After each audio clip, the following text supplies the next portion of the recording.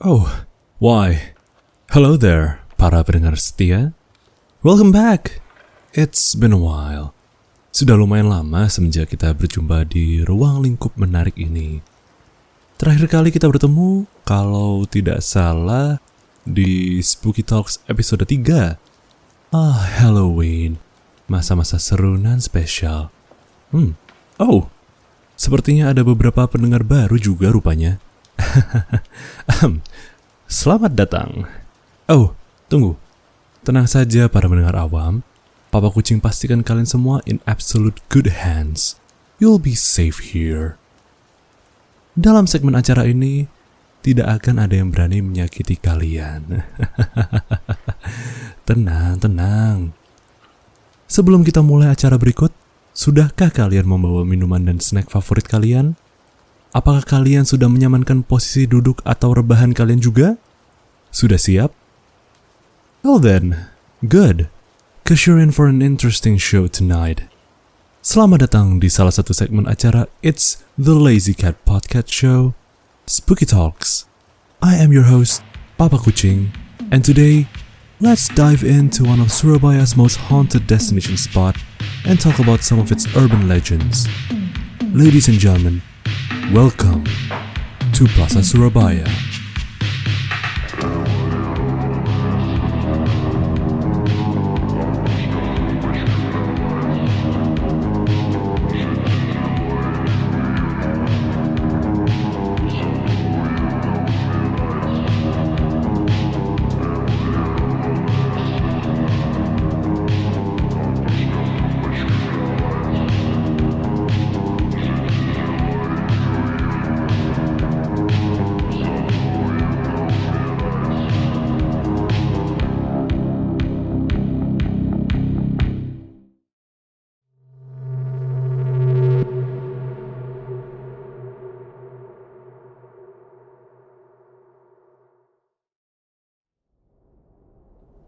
Surabaya, ibu kota dari Provinsi Jawa Timur yang juga disebut sebagai kota pahlawan ini, merupakan kota terbesar kedua di Indonesia setelah Jakarta. Dengan populasi sebanyak lebih dari 3 juta jiwa, terkenal akan beragam demografi dan kultur yang berbeda, namun solid bagaikan beton. Surabaya juga dikenal akan beragam tempat wisata dan kawasan hiburannya, seperti Pantai Kenjeran, Ekowisata Mangrove Wonorejo, Tugu Pahlawan, dan berbagai macam spot lainnya. Pusat perbelanjaan retail Surabaya pun tidak luput menjadi salah satu dari destinasi hiburan yang wajib dikunjungi bagi para turis dan wisatawan. Seiring tahun, sudah terdapat berbagai macam mall yang statusnya bisa dibilang melegenda dan semakin membesar. Sebut saja Ciputra World Surabaya, Pakuwon Mall, Tunjungan Plaza yang semakin tahun semakin luas bagaikan labirin, Galaxy Mall, Grand City, dan masih banyak lagi. Tapi, kalau kalian menanyakan ke warga Surabaya, mana sih mall Surabaya yang paling angker? Well, biasanya kebanyakan akan langsung menjawab Delta Plaza. Ada juga yang akan menyebut Plaza Surabaya. Tunggu dulu. Kalian mungkin heran, bukannya di episode ini Papa Kucing mau menceritakan tentang Plaza Surabaya? Kenapa namanya berubah menjadi Delta Plaza? Oh, tunggu saja. Ada udang di balik ote-ote. Bukan. Maksud Papa, ada udang di balik batu. Tapi sebelum kita membahas lebih lanjut, mari kita dengarkan sponsor untuk episode podcast kita kali ini.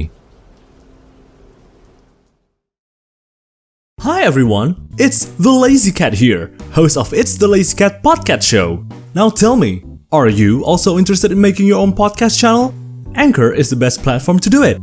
It's absolutely free and filled with easy-to-use recording and editing tools straight from your phone or your computer. Anchor also distributes your podcast on a variety of streaming services such as Spotify, Apple Podcasts, and many more. So what are you waiting for? Download the free Anchor app or go to anchor.fm to get started.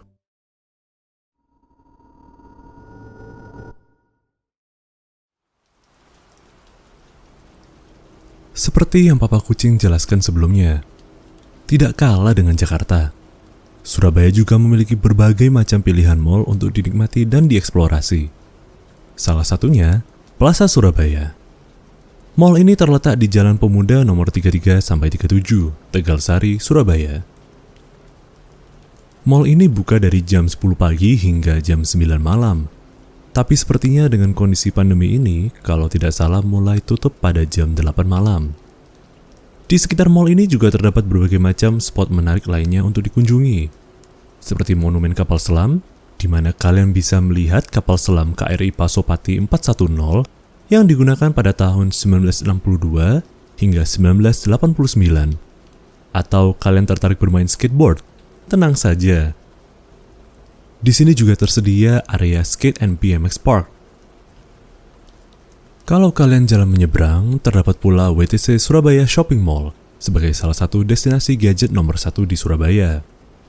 Tak kalah dengan mall lainnya, Plaza Surabaya juga memiliki berbagai macam restoran dan kafe untuk hangout. Dan juga bagi yang tertarik shopping spree, di sini juga terdapat berbagai macam toko grosir lainnya. Dapat dibilang Delta Plaza ini lengkap isinya. Oh iya, papa kucing kelupaan. Kenapa Plaza Surabaya juga disebut sebagai Delta Plaza oleh masyarakat Surabaya? Well, jawabannya sangat simpel. Karena mall ini juga terletak dekat dengan Sungai Kalimas yang kebetulan memotong area di tengah kota. Ada juga yang menjelaskan bahwa mall ini sempat disebut sebagai Delta Plaza Surabaya, dikarenakan logo utama plaza ini berbentuk segitiga. Apabila kalian sempat menonton film di Cinema 21 Delta, you guys will notice bahwa karcis tiketnya akan bertuliskan Delta 21 dan tidak pernah di list ya sebagai Plaza 21 atau nama lainnya. Mall ini terdiri atas 6 lantai dengan beberapa tempat retailnya masing-masing. Dimulai dari Super Indo yang dulunya sempat ditempati oleh Hero, selalu menyediakan keperluan rumah tangga kalian. Di lantai 2 juga terdapat Ace Hardware. Di lantai 3 secara memanjang terdapat berbagai macam toko-toko kecil yang bisa kalian periksa. Di lantai 4 terdapat beberapa toko elektronik. Dan kemudian di lantai teratas terdapat Cinema 21 serta food court bagi kalian yang ingin mencicipi beberapa kuliner yang disediakan. Selain itu, mall ini juga terdapat sebuah basement. Tapi papa kucing kurang yakin apakah basement ini merupakan lahan parkiran atau tempat gudang. Butuh sesuatu yang lebih populer? Tenang saja. Mall ini juga disebut sebagai Civil War Mall oleh beberapa kalangan masyarakat Surabaya. Dikarenakan adanya berbagai macam brand fast food yang terdapat di dalam mall ini. Ada McDonald's, Texas Chicken, Burger King, Pizza Hut, Ichiban Sushi, KFC, Yoshinoya, dan masih banyak lain. So, Plaza Surabaya sendiri dapat dibilang merupakan salah satu mall tertua di Surabaya, hampir sama seperti Tunjungan Plaza serta Galaxy Mall. Mall ini resmi beroperasi pada tahun 1988, dan siapa sangka bahwa mall ini memiliki latar belakang yang sampai sekarang cukup membuat para pengunjungnya merinding bulu jaketnya. Mari kita bahas mengenai berbagai macam kisah berhantu yang melegenda sampai sekarang dari Plaza Surabaya.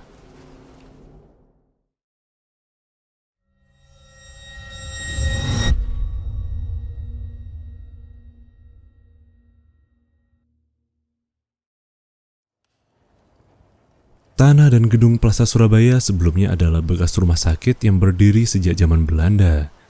Rumah sakit ini disebut juga sebagai Centrale Burgerlich Ziekeninrichting yang kemudian pernah diubah namanya menjadi Centrale Burgerlich Ziekenhuis, disingkat sebagai CBZ, dan dikenal pula juga dengan nama Rumah Sakit Simpang karena lokasinya terletak di daerah persimpangan.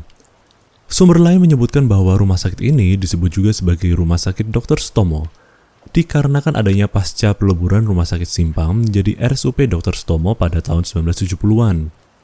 Rumah sakit ini menangani berbagai macam korban dan pasien perang, terutama mereka yang terlibat dalam Perang Surabaya yang berlangsung pada 10 November tahun 1945.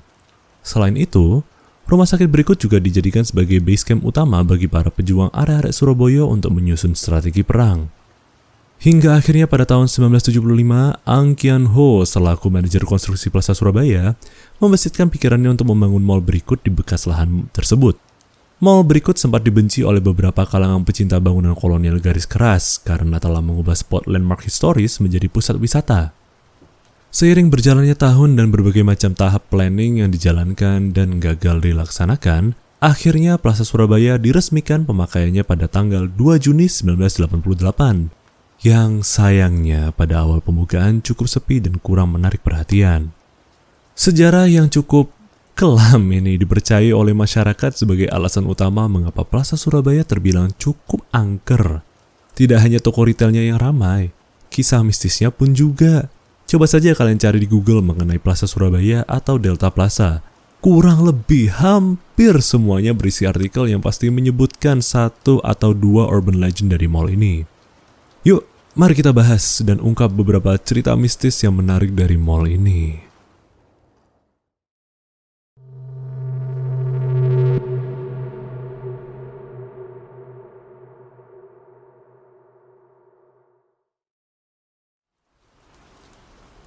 Salah satu urban legend terkenal dari Plaza Surabaya adalah hantu Suster Gepeng. Berbagai macam sumber dan cerita masyarakat mempercayai bahwa hantu ini merupakan arwah gentayangan dari salah satu suster di rumah sakit CBZ yang sebelumnya diceritakan. Beberapa sumber menceritakan bahwa suster ini meninggal karena terjepit dalam lift tua yang berada di rumah sakit CBZ hingga badannya menjadi gepeng, merata dengan tanah dan lantai sekaligus.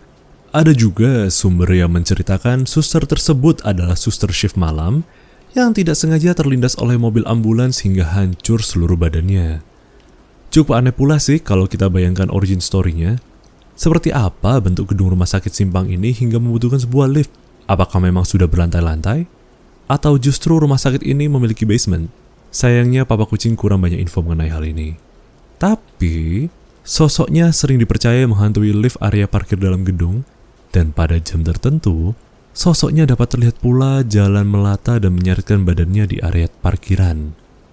Cerita-cerita lain menyatakan mereka sering mendengar suara kursi roda yang didorong dan digeret dari sekitar parkiran mobil, dari hallway beberapa lantai mall, serta dari lahan parkiran motor. Dikarenakan sosok ini sering menghantui Plaza Surabaya pada awal tahun 2000-an, pihak mall sempat meminta seorang ahli paranormal untuk mengusir sosok ini. Weirdly enough, dulu Papa Kucing sempat ingat bahwa hal ini masuk ke berita koran Jawa Pos di bagian metropolis. Sayangnya untuk artikelnya sama sekali tidak bisa ditemukan, maaf ya para nam-nams. Namun, sosok ini masih sering menampakkan dirinya. Menurut beberapa cerita dan pengalaman kalangan pengunjung mall dan para karyawannya. Jadi bagi kalian yang sempat berpapasan dengan suster satu ini, send her regards from Papa.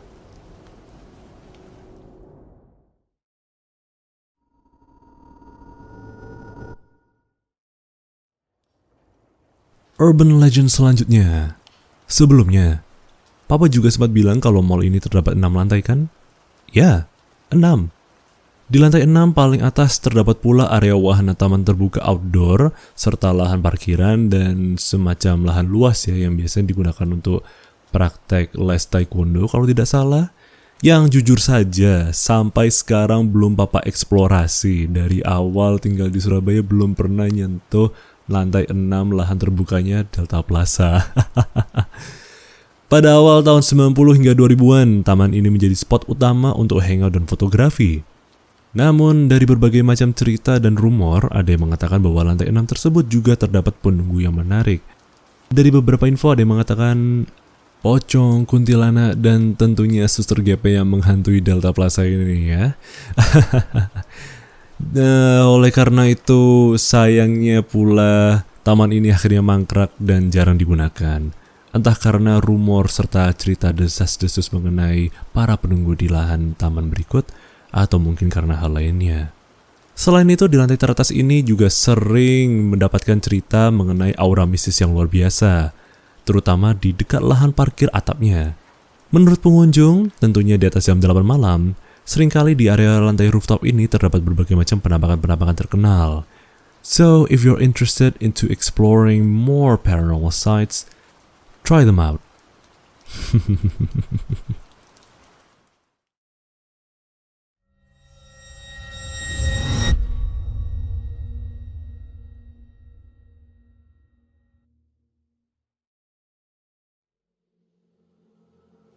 Kembali lagi membahas mengenai lift dan hantu suster gepeng. Sebelumnya Papa sempat menyinggung mengenai lift dan taman terbuka lantai 6 Delta Plaza, bukan? Well, sebenarnya ada jalur akses khusus untuk mencapai lantai tersebut selain menggunakan eskalator dan tangga manual. Dari sisi kiri taman tersebut, sempat terdapat lift kapsul yang membentang panjang dan terhubung ke hallway KFC di lantai terbawah. Namun, lift tersebut secara mendadak hilang dan ditutup menggunakan dinding kaca. Menurut cerita dari berbagai macam saksi serta security yang sempat Papa interview, mereka menyatakan bahwa lift tersebut belum pernah dibongkar dan hanya ditutup di balik dinding tersebut. Sempat ada berbagai macam desas-desus mengapa lift tersebut tidak dibongkar, tapi lebih baik mungkin Papa ceritakan di lain kali waktu aja ya. Nanti kalian bisa lihat di preview Instagram dan full length feature di channel YouTube Papa Kucing seperti apa hallway dinding kaca ini. Dan bagi para masyarakat Surabaya pasti udah tahu lah dengan hallway yang cukup terkenal ini ya. Anehnya hanya spot lift kapsul ini yang ditanda kutip tiadakan oleh pihak manajemen Plaza Surabaya. Sedangkan lift lainnya masih dirawat dengan baik, masih dapat digunakan dan masih berfungsi oleh para pengunjung dan tentunya oleh para siapapun yang mau pakai ya, termasuk dengan para makhluk halus. Adakah alasan tertentu di balik hal ini? Ya, mungkin saja. Wallahualam, to be honest I have no idea, but everyone knows bahwa hallway kaca dan lift yang ditutup itu juga termasuk sebagai urban legend yang melegenda mengenai Plaza Surabaya ya. To be honest, ini Papa lupa tulis di dalam skrip adlib ya, tapi Papa Kucing masih ingat dengan cerita dari salah satu guru tutor les dari masa SD SMP-nya Papa ya. Beliau sempat menceritakan dirinya pernah main di Plaza Surabaya pada tahun 2003-an hingga larut malam bersama teman-temannya. Kebetulan dia pulang sendirian dan menggunakan motor yang kebetulan kalau motor itu ya, itu diparkirkan di lahan motor yang berseberangan dari Plaza Surabaya. Jadi terpaksa nyebrang jalan terlebih dahulu, bukan dalam gedung ya untuk parkir motor. Jadi ada beberapa spot parkir motor, ada yang di WTC, ada yang di Hotel Surabaya, dan ada juga yang di sebelah gedung tower kalau nggak salah. Nah, kebetulan Papa juga bakal membahas tentang lahan parkir motor tersebut sesudah yang satu ini. So, di saat guru tutornya Papa Kucing ini, mari kita sebut saja Bunga ya, ingin turun dari taman lantai 6 tersebut menggunakan lift kapsul tersebut dari lantai teratas hingga ke lantai lower ground, bukannya membawa dia ke lantai LG, tapi justru turun satu lantai lagi. Layar LED tidak menyala dan menunjukkan indikator lantai apapun. Bunga pun mulai panik sedikit dan mengira liftnya mendadak rusak. Sayangnya pada zaman tersebut, HP kurang lebih masih ya Nokia 2310 dan sejenisnya ya, yang isinya Snake, Space Invaders, tidak ada GPS, tidak ada internet, dan kebetulan tidak bisa menelpon siapapun karena kondisi sinyal mungkin ya. Dan kemudian secara perlahan pintu lift terbuka. Bunga kemudian dengan berani memegang tasnya dan berusaha untuk mengintip keluar. Namun apa yang ia lihat bukanlah hallway KFC Plaza Surabaya, melainkan lantai rumah sakit yang sangat kotor, lembab, dan tidak dihuni. Sangat tertutup, semuanya masih kelihatan rapi, sedikit berdebu tapi berbagai macam alat-alatnya sudah berantakan. Bunga pun merasa bahwa dia sudah masuk ke dunia lain. Alangkah paniknya, Bunga langsung memencet berbagai macam tombol di lift tersebut dan berharap dia bisa kembali lagi ke lantai atas dan pulang dengan selamat. Sebelum pintu lift tertutup, Bunga sempat menjelaskan bahwa dia melihat sesosok wanita berdiri di depan hallway dari pintu tersebut yang secara perlahan berjalan menuju arah pintu lift. Bunga dengan penuh keyakinan dan memberanikan diri memencet segala macam tombol hingga akhirnya pintu lift tersebut tutup dan mulai naik lagi ke lantai atas. Pintu lift tersebut terbuka dan ia langsung lari menuju lahan parkiran motor untuk langsung pulang secepatnya dan menyelamatkan dirinya. Sungguh seram sekali bukan? Tapi sepertinya bukan hanya Bunga yang mendapatkan cerita seperti ini. Papa Kucing juga sempat menerima berbagai macam cerita dari kaula muda Surabaya bahwa ada beberapa yang mengalami insiden seperti ini. Ada yang turun kemudian masuk ke rumah sakit tersebut, ada yang naik lift dan malah terbawa ke dunia lain juga. Apakah ini gangguan mistis dari lahan bekas rumah sakit tersebut, atau memang ada hal-hal lainnya yang bisa menimbulkan fenomena tersebut? Papa Kucing sama sekali tidak tahu. Anehnya, hanya lift ini saja yang sama sekali didiskreditkan oleh pihak manajemen Plaza Surabaya. Hopefully we'll get an answer one day.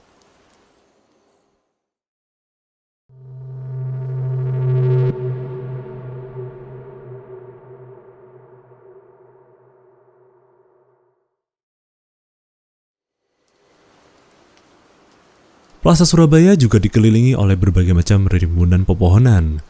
Bisa dibilang mall ini cukup rindang dan nyaman untuk dijadikan spot teduh dan hangout, terutama di bagian belakang yang hampir tersambung dengan Mount Castle, skate park, serta lahan parkir motor yang terletak di seberang pintu utama mall berikut, yang sudah Papa jelasin. Iya, Plaza Surabaya itu paling enak buat jadi spot hangout kalau pas cuaca panas. Kalau pas musim hujan, ini yang biasanya dijadikan kayak semacam warning sign aja untuk bagi semua yang main-main di Plaza Surabaya. Siapa sangka bahwa di sekitar area parkir motor tersebut sangat dikenal atas cerita-cerita kecelakaan misteriusnya. Di sekitar tahun 2000-an sempat ramai berita kecelakaan mengenai seorang wanita yang meninggal karena tertimpa pohon akibat sambaran petir yang sampai sekarang dirumorkan arwahnya sering terlihat di sekitar area parkiran motor barat. Wow, isn't that creepy? Well, it is. Karena, anehnya nih, hal yang sama terjadi pada tanggal 9 Desember 2014. Dilansir dari Suara Surabaya, terdapat seorang remaja putri yang meninggal dunia karena tertimpa pohon bambu yang juga roboh akibat angin kencang. Kebetulan Papa juga sempat melihat aliran darah yang sempat mengalir dari parkiran tersebut ke jalan raya utama saat pulang kuliah.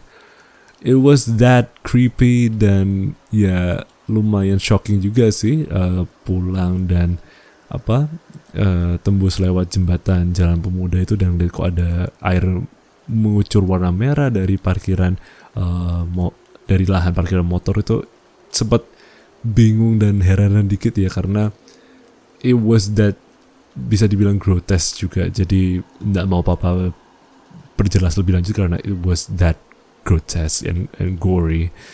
God, I still remember that the road semuanya itu merah dan kebasuh oleh air hujan dan angin yang kencang.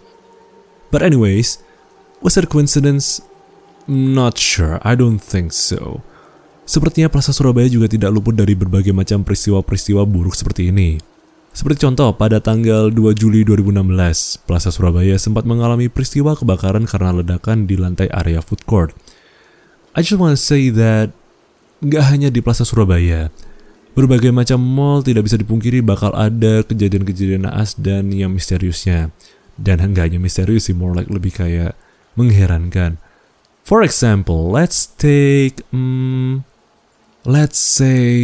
Tunjungan Plaza sempat ada berbagai macam kasus bunuh dirinya, kemudian kasus penusukan yang terjadi di TP1, kemudian kebakaran, sudahlah. Tidak bisa dipungkiri pasti ada terjadi hal-hal seperti itu. Dan Plaza Surabaya adalah salah satunya. So please, ladies and gentlemen, dimanapun kalian berada, just be careful and be safe.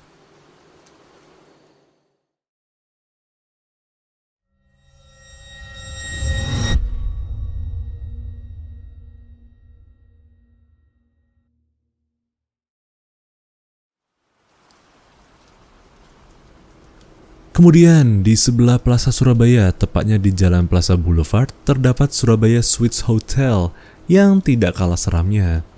Namun mungkin Papa Kucing tidak jadikan point of interest utama episode kali ini. Perhaps in another time. Di seberang jalan hotel tersebut terdapat pohon beringin, yang sayangnya sekarang sudah ditebang dan tiada lagi. Tapi sebelumnya, pohon ini terbilang cukup angker karena ada penampakan sosok wanita. Dapat dibilang menyerupai kuntilanak atau genderuwo atau bahkan wewe gombel. Banyak yang menceritakan penampakan ini berbeda-beda ya. Dapat dibilang juga sosok ini sering mengganggu siapapun yang berdiam diri atau parkir di sekitar pohon tersebut. One small thing about it, dan hampir semua pedagang cilok, bakso, mie kocok, dan lain-lain itu sempat meyakini dan menyarankan bahwa jangan pernah membawa anak kecil kalau melewati area ini. Dikhawatirkan dapat terjadi hal-hal buruk. I have no idea what they mean by that. Entah bisa menimbulkan kesurupan, bisa menimbulkan penampakan yang mass hysteria mungkin, I have no idea. Tapi so far hampir semuanya memberikan saran yang sama.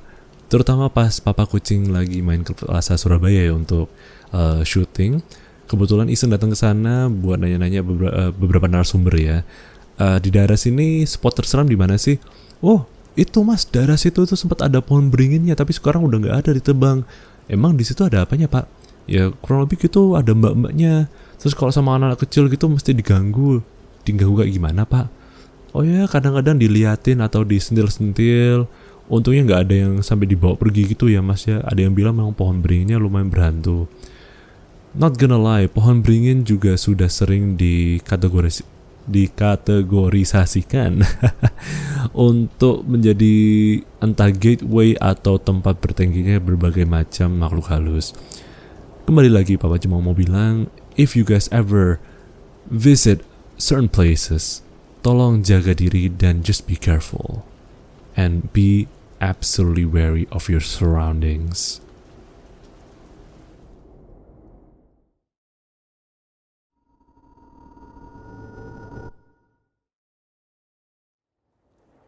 And I guess that's about it. Akhirnya kita sudah sampai di penghujung acara. Bagaimana? Tertarik untuk mengunjungi Plaza Surabaya sebagai spot destinasi liburan kalian ke depannya?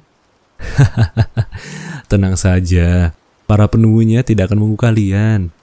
Asal tidak kalian ganggu juga.